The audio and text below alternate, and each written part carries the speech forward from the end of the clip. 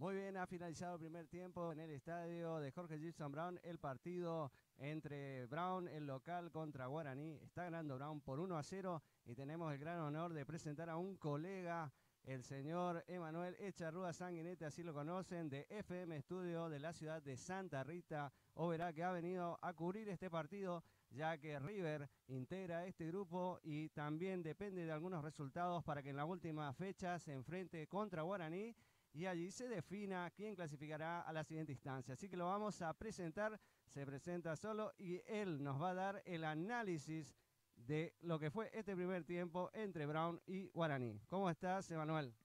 Muy buenas tardes, bueno, muchas gracias por esta oportunidad. Saludo a toda la gente de Santa Rita. Un partido que arrancó con Brown queriendo ser el protagonista en los primeros 5 o 10 minutos, después se emparejó un poco